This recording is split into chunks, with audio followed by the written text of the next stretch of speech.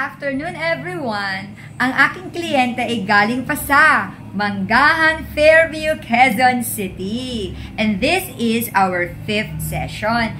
Actually, ang talagang problema ni ma'am, nung una pa lang, yung kanyang severe melasma dito dyan. Yung banda dyan. Talagang maitim na maitim yon. Ngayon, on our 5th session, talagang tunay ngang masaya ang aking kliyente. Actually, pati ako. Bakit? Dahil sobrang laki ng ipinagbago ng kanyang melasma. Yung severe na dati, ngayon, nasa gitna na lang ng mild to moderate. Talagang napakalaki ng improvement. And actually, ang sabi nga ni ma'am, marami na rin nakapansin ng improvement ng kanyang skin, especially ng kanyang pekas. So, ipapakita ko ngayon sa inyo in close up kasi hindi ko pwedeng ipakita yung buong mukha ni ma'am kung ano na talaga yung status ng kanyang pekas para yung mga iba sa inyo na may problema din sa melasma, mas lalong ma-inspire sa nangyaring improvement sa skin ni ma'am. Ito na. Okay, ito yung noon ni ma'am. Well, actually, wala naman kami problema sa noon niya. Ayan, so ito. Ito yung talagang problema namin, yung melasma niya.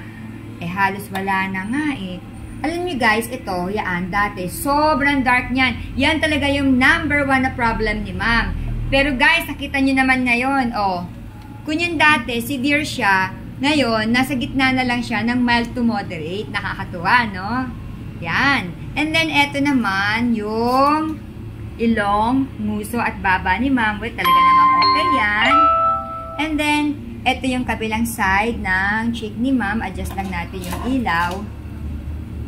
Ayan. So, dati, ito, very, very, very dark yan. As in, very, very, very, maraming very, kasi talagang dark talaga siya. Ngayon, napapansin ninyo, halos, actually, ito mild na lang yung kabila, nasa gitna ng mild to moderate. Ito mild na lang yung nandito ni ma'am Malaki na talaga yung improvement. Itong kabilang side. Yan, okay na siya. So, ito talaga yung problema. Ayan, kinu-close up ko na. Yan talaga. Pero talagang sobrang nag-fade na siya. Ayan. So, ito ulit yung kabila. So, ito yung mild to moderate. Okay, ito na ako ngayon. Alam nyo ba kung ano talaga ang naging sikreto ni ma'am kung bakit siya tuluyang gumaling or tuluyang naglighten ng kanyang pekas? Well, unang-una, walang malayong lugar sa taong gustong gumanda. Si ma'am, medyo malayo siya dito. Ang Manggahan, hindi ganun kalapit dito sa Novaliches. Pero talaga nagpupunta si ma'am. She never misses a session with us. She sees to it na every session, bawat schedule namin nakakapunta siya. Plus, sa dami ng mga ibinigay ko sa kanyang produkto, actually guys, 12 produkto lahat yon.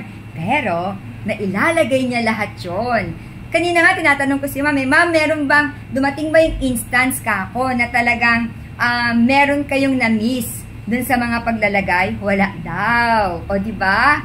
Tunay nga kapag may tiyaga, gaganda ka. O diba? Gumanda yung skin ni ma'am kasi sobrang tiyaga niyang maglagay ng mga produkto namin. And aside from that, yung mga in-advise namin sa kanya tungkol sa mga init ng araw, init ng tubig, lahat ng mga do's and don'ts pagdating sa mga beauty regimen, beauty ritual, talagang sinusunod ni ma'am.